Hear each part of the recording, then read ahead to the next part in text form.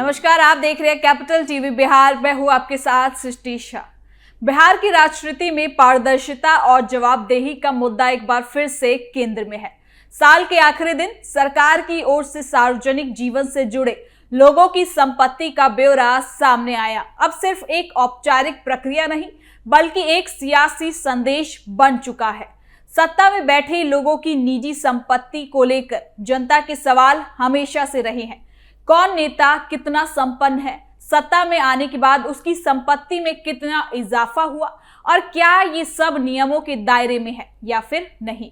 ऐसे सवालों के बीच सरकार का ये कदम खास मायने रखता है। मुख्यमंत्री नीतीश कुमार की छवि लंबे समय से सादगी और अनुशासन की रही है। उनकी ओर से नियमित रूप से अपनी संपत्ति का विवरण सार्वजनिक करना इस बात का संकेत देता है कि वो खुद को जनता के प्रति जवाबदेह मानते हैं। वहीं दूसरी ओर उप मुख्यमंत्री सम्राट चौधरी लगातार सत्ता, प्रशासन और कानून के कड़े पालन की बात करते हैं। ऐसे में सरकार के जरिए संपत्ति का ब्यौरा मांगना केवल आंकड़ों का खुलासा नहीं, बल्कि ये बताने की कोशिश है कि सत्ता के आसपास कोई भी व्यक्ति निगरानी से बाहर नहीं है।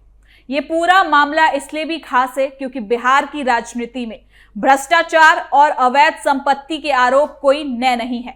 सरकार का ये कदम इन आरोपों के एक बीच संदेश की तरह स्पष्ट है कि अब जवाबदेही से बचने की कोई गुंजाइश नहीं है। तो चलिए जरा विस्तार से जानते हैं क्या है ये पूरी खबर। सीएम ने किया संपत्ति का ऐलान, 20,000 कैश, एक फ्लैट।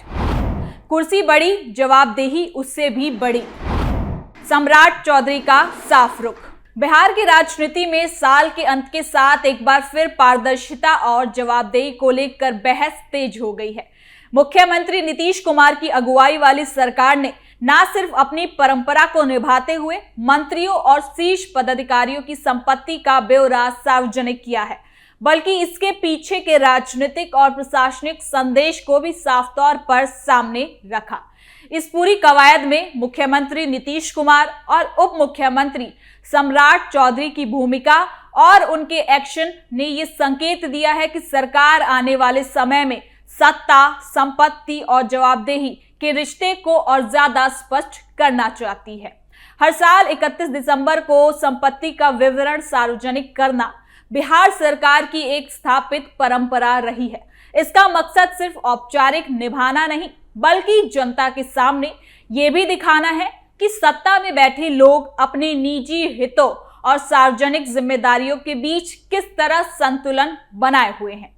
मुख्यमंत्री नीतीश कुमार ने इस परंपरा को सालों से कायम रखा है। उनकी छवि एक ऐसे नेता की रही है जो निजी जीवन में सादगी और सार्वजनिक जीवन में अनुशासन पर जोर देते हैं। यही वजह है कि जब उनकी संपत्ति का विवरण सामने आता है तो अक्सर राजनीतिक चर्चाओं का केंद्र बन जाता है। नीतीश कुमार की जारी संपत्ति पर नजर डालें तो ये साफ होता है कि उनके पास ना तो बड़े उद्योग है, ना ही जमीन जायदाद का बड़ा जाल। एक फ्लैट, सीमित चल संपत्ति और मामूली बैंक बैलेंस। ये आंकड़े सिर्फ एक व्यक्ति की निजी संपत्ति नहीं बताती, बल्कि एक राजनीतिक संदेश भी देती है कि मुख्यमंत्री ये दिखाना चाहते हैं कि सत्ता में रहते हुए भी निजी संपत्ति में असामान्य बढ़ोतरी नहीं हुई है। ये संदेश खासकर उस समय अहम हो जाता है जब देश और राज्य की राजनीति में भ्रष्टाचार, बेनामी संपत्ति और आय से अधिक संपत्ति जैसे मुद्दे बार बार उठते रहे हो। लेकिन इस बार की संपत्ति घोषणा को सिर्फ नीतीश कुमार की व्यक्तिगत सादगी तक सीमित करके नहीं देखा जा सकता। इसके पीछे सरकार की एक व्यापक रणनीति और सोच भी है। उप मुख्यमंत्री सम्राट चौधरी लगातार ये कह रहे हैं कि सरकार के भीतर और बाहर हर उस व्यक्ति से जवाब मांगा जाना चाहिए जो सार्वजनिक पद पर रहते हुए संपत्ति के मामले में संदेह के घेरे में आता है। सम्राट चौधरी का रुख साफ है। सरकार का मतलब सिर्फ योजनाएं चलाना नहीं, बल्कि सिस्टम को साफ रखना भी है। सम्राट चौधरी ने हाल के महीनों में प्रशासनिक स्तर पर कई सख्त कदमों के संकेत दिए हैं, चाहे वो अवैध संपत्ति पर कार्रवाई हो, माफिया नेटवर्क पर शिकंजा करना हो या फिर सरकारी अधिकारियों से संपत्ति का विवरण मांगना। इन सब के पीछे एक ही सोच है कि सत्ता के आसपास कोई भी व्यक्ति कानून से ऊपर नहीं होना चाहिए।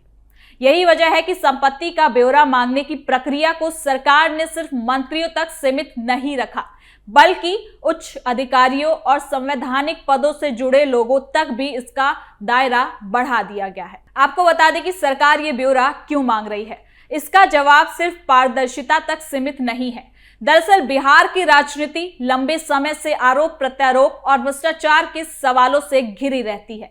अलग अलग दौर में सत्ता में आई सरकारों पर यह आरोप लगता रहा है कि पद का दुरुपयोग कर निजी संपत्ति बनाई गई। नीतीश कुमार इस छवि से खुद को और अपनी सरकार को अलग दिखाना चाहते हैं। वो ये संदेश देना चाहते हैं कि उनकी सरकार में नियम सबके लिए समान है, चाहे वो मुख्यमंत्री हो या फिर मंत्री, अधिकारी हो या फिर कोई भी। लेकिन इसके साथ ही यहाँ सम्राट चौधरी का एक्शन भी खास मायने रखता है।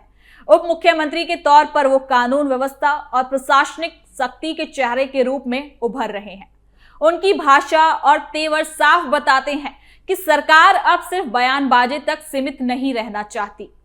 संपत्ति का ब्यौरा मांगना, उसकी जांच करना और जरूरत पड़ने पर कार्रवाई करना, ये सभी एक कदम मजबूत संदेश की ओर है कि सरकार आने वाले समय में जीरो टॉलरेंस की नीति को और गंभीरता से लागू करने वाली है। नीतीश कुमार और सम्राट चौधरी की ये मिलीजुली रणनीति राजनीतिक तौर पर भी खास है। विपक्ष अक्सर ये सवाल और आरोप लगाता है कि सत्ता में रहने के दौरान नेताओं की संपत्ति में बेतहाशा बढ़ोतरी हुई है। सरकार का ये कदम विपक्ष के इन आरोपों का जवाब देता है, जब मुख्यमंत्री खुद अपनी संपत्ति का पूरा ब्यौरा सार्वजनिक करते हैं और उप मुख्यमंत्री कार्रवाई की बात करते हैं, तो ये विपक्ष के लिए सवाल खड़े करता है कि वो भी अपने नेताओं की संपत्ति और उतनी पारदर्शिता क्यों नहीं बरत सकते। इसके साथ ही ये कदम प्रशासनिक सुधार की दिशा में भी एक बड़ा संकेत है। संपत्ति का ब्यौरा मांगने से अधिकारियों और जनप्रतिनिधियों पर एक नैतिक दबाव बनता है। उन्हें ये एहसास होता है कि उनकी आय और संपत्ति पर नजर रखी जा रही है। इससे भ्रष्टाचार की संभावनाएं कम होती हैं और व्यवस्था में अनुशासन आता है। यही वजह है कि नीतीश कुमार बार बार सुशासन की बात करते हैं और सम्राट चौधरी कानून के सख्त पालन पर जोर देते हैं। सरकार का ये कदम जनता के नजरिए से भी खास है, क्योंकि आम लोग अक्सर ये सवाल खड़े करते हैं कि नेता सत्ता में आते ही करोड़पति कैसे बन जाते हैं। सवाल बिल्कुल वाजिब है और संपत्ति का सार्वजनिक ब्यौरा इस सवाल का एक हद तक जवाब भी माना जा सकता है। इससे जनता को ये देखने का मौका मिलता है कि किस नेता की कितनी संपत्ति और प्रॉपर्टी है और उसमें साल दर साल क्या बदलाव हो रहे हैं।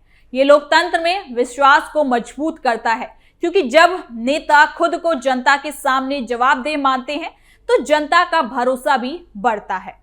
हालांकि इस प्रक्रिया को लेकर चुनौतियां भी कम नहीं है कि सिर्फ संपत्ति का ब्यौरा जारी कर देना काफी नहीं है। असली सवाल ये है कि क्या इन विवरणों की गंभीरता से जांच होती है या फिर नहीं। सरकार अगर सच में पारदर्शिता चाहती है तो उसे ये सुनिश्चित करना होगा कि संपत्ति के आंकड़े सिर्फ कागजों तक सीमित ना रहें, बल्कि जरूरत पड़ने पर उनकी जांच भी हो और गलत पाए जाने पर कार्रवाई भी। सम्राट चौधरी के सख्त बयान इस दिशा में उम्मीद जगाते हैं। यानी कि ये पूरा मामला सिर्फ संपत्ति के आंकड़ों तक सीमित नहीं रह जाता, बल्कि ये बिहार की राजनीति की दिशा और मंशा को भी उजागर करता है। सरकार ये संकेत दे रही है कि अब सत्ता का मतलब केवल फैसले लेना नहीं, बल्कि हर फैसले के साथ जवाब देना भी है।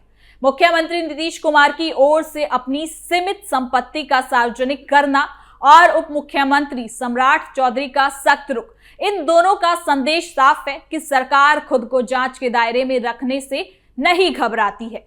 ये पहल उन नेताओं और अधिकारियों के लिए भी एक चेतावनी है जो ये मानकर चलते हैं कि पद और प्रभाव उन्हें सवालों से बचा लेंगे। संपत्ति का ब्यौरा मांगना एक तरह से ये याद दिलाना है कि लोकतंत्र में सबसे बड़ी ताकत जनता के पास है और वही सवाल पूछने का अधिकार भी रखती है। अगर ये प्रक्रिया ईमानदारी से आगे बढ़ती है और सिर्फ कागजी खानापूर्ति तक सीमित नहीं रहती, तो ये व्यवस्था में भरोसे को मजबूत कर सकती है।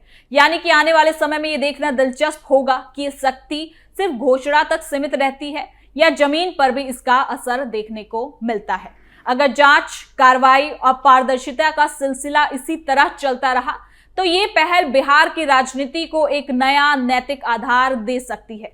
आखिरकार सत्ता का असली मूल्य संपत्ति में नहीं बल्कि जनता के भरोसे से मापा जाता है। तो फिलहाल के लिए इस खबर में इतना ही। देखते रहिए कैपिटल टीवी बिहार।